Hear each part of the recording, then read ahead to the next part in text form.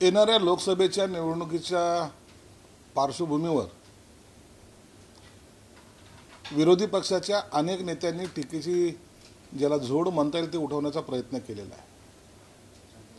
महायुती होणार, कशी होणार, कोणाला किती जागा मिळणार, अजितदादांचं भवितव्य काय, एकनाथ शिंदे साहेबांचं भवितव्य काय, आणि भाजप यांना अरबी समुद्रात डुबवणार, अशा अनेक वल्गना या माध्यमातून केल्या जातात। नसलेली आता ज्या गोष्टीची आवश्यकता नाही अशा गोष्टी ज्या 5 वर्षापूर्वी घडल्या त्याचा सुद्धा आता जाहीर सभेमध्ये आम्हाला काय कमेंट दिली होती, आम्ही कसं रूममध्ये एकत्र बोललो होतो, अशा प्रकारचे वक्तव्य करून लोकांची दिशाभूल करण्याचा प्रयत्न करतायत। पण आपल्या माध्यमातून मी एक सांगेल, महायुतीमध्ये जागा वाटपाचा अंतिम निर्णय हा रविवारी किंवा सोमवारी हे होणार आहे आणि युतीमध्ये जो जागा वाटपाचा फॉर्म्युला ठरणार आहे त्याबद्दल तुम्हाला असलेली माहिती किंवा इतर माध्यमातून येणारी जी काही माहिती आहे ती अत्यंत चुकीची आहे असं माझा समज आहे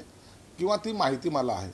परंतु योग्य तो सन्मान, योग्य ती जागा वाटपाचं सूत्र हे ठरलेलं आहे आणि अत्यंत खेळीमेळीच्या वातावरणामध्ये, आघाडीसारखं नाही। आघाडीमध्ये वंचित कुठं आहे, काँग्रेस कुठं आहे, राष्ट्रवादी गट, शरद पवार गट आणि उभाटा कुठं आहे, यांचा ताळमेळ नाही। परंतु त्यांना सर्वांना एकूण आपल्यावर आलेलं संकट सारण्यापेक्षा आपण महायुतीवर टीका केली तर कुठेतरी आपली आघाडी होईल अशा त्या संभ्रमामध्ये आहेत। म्हणून आता त्याची चिंता नाही। त्यांनी कितीही टीका केली तरी महायुती आघाडी मजबूतीने ही निवडणूक लढणार आहे आणि ह्या निवडणुकीचे परिणाम आपल्याला ह्या लोकसभेमध्ये दिसून येतील। उभाटा गटांच्या नेत्यांनी काल जी काही स्टेटमेंट केली की तुळजाभवानीची शपथ घेऊन सांगतो की आमचा 2.5 वर्षाचा फॉर्म्युला 2.5 वर्षाचा फॉर्म्युला ठरला होता, त्याला आम्ही नाकारतच नाहीये। फॉर्म्युला ठरला होता ही निश्चित आहे, परंतु पहिले 105 ज्यांचे आमदार निवडून आलेले त्यांना प्रायोरिटी म्हणून त्यांनी ते मागितलं होतं। तरी शेवटच्या क्षणाला जेव्हा त्यांनी मान्य केलं की पहिले 2.5 वर्ष तुम्ही घ्या, परंतु सत्तेच्या लालसेपोटी सत्ता 5 वर्षाची जी काही ऑफर शरद पवारांनी दिली होती, 5 वर्ष तुम्ही मुख्यमंत्री राहा, मग या फक्त लालसेपोटीच यांनी आघाडी केली आणि काँग्रेस आणि राष्ट्रवादी जी शिवसेना प्रमुखाला ही युती कधीही मान्य नव्हती त्या युतीबरोबर ते गेले। त्याचा परिणाम आज त्यांचा पक्ष फुटीमध्ये झालेला आहे। आम्हाला अरबी समुद्रात डुबवण्याची जी काही भाषा करतायत, स्वतःच आता अरबी समुद्रात नाही तर त्या वांद्र्याच्या त्या नाल्यामध्ये ते डुबलेले आहेत। म्हणून आता यांनी आमच्यावर टीका करणं सोडावं।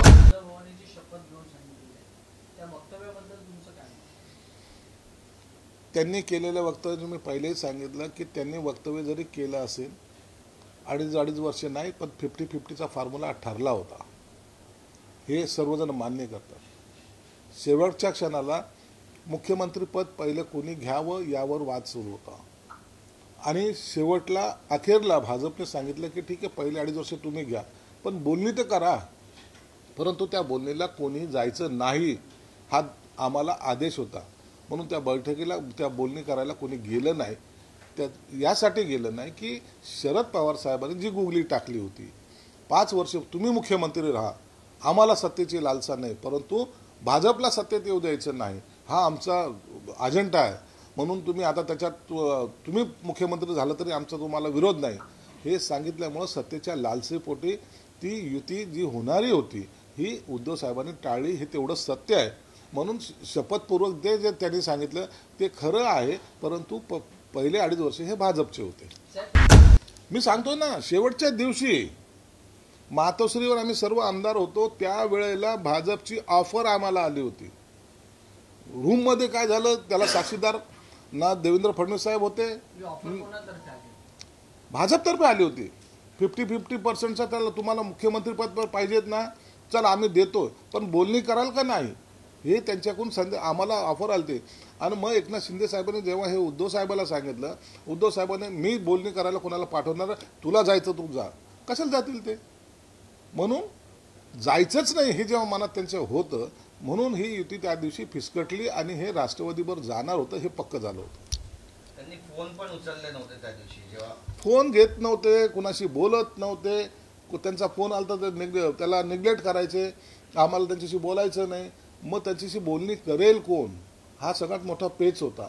आणि त्यांच्या आदेशाशिवाय समोर जाईल कोण, हा एक पक्षाच्या संघटनेचा एक आदेश म्हणून, शिस्त म्हणून कोणी जायला धसत नव्हतं.